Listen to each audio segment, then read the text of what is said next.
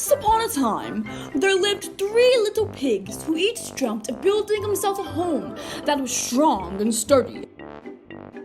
A home that would last them through good times and bad. A home that was fair and free, where their children could live for years to come. Each little pig believed that he knew the best way to build it, so they each set about to build. Caring and sympathetic was the first pig. He felt that his friends shouldn't have to worry about basic necessities such as food or water. All of my friends' wealth should be distributed equally, no matter the worth of their labor.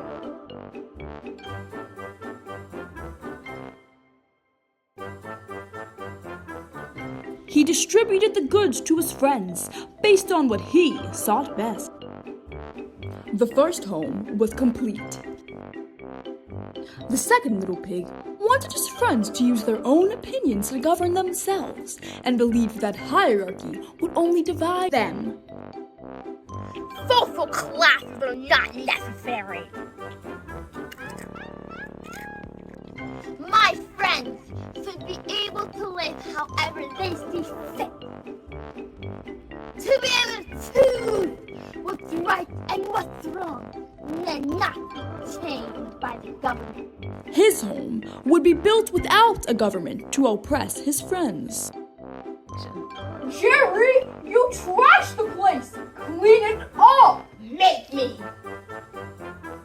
He won't cooperate! Got it. You're better than them. Work it out.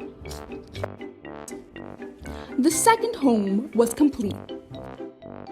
Now the third little pig was much wiser than the first two, whose ideas of freedom were colored by grand fantasies that weren't realistic.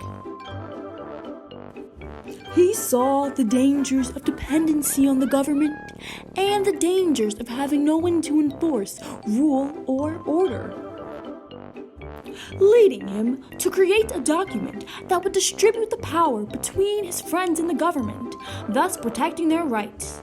The Constitution. This prevented one group or person from holding too much power. This government will be run by the pigs, of the pigs, and for the piggies. Protecting the God-given rights of each citizen to practice his own beliefs, speak and gather freely, and to enjoy the fruits of his own labor. The third home was complete. The 3 little pigs would have never have guessed that danger was now approaching. Big, bad, hungry eyes were watching impatiently in the thick wood, preparing to make a delicious meal out of the first pig.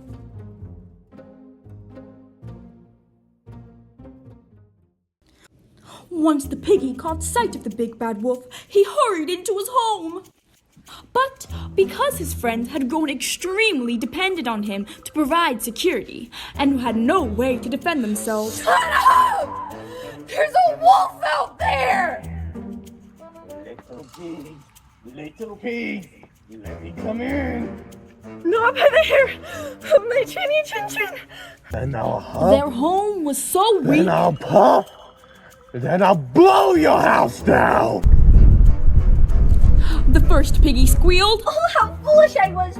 You were right! I shouldn't have controlled my piggies! The big, bad wolf came to the second home and repeated, Little pigs, let me come in. The second pig cried out just the same as the first. Chinny chin chin.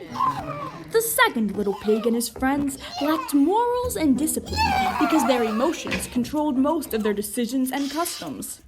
They had no design structure to protect themselves, and so the big bad wolf Puff, then I'll puff, then I'll blow your house down.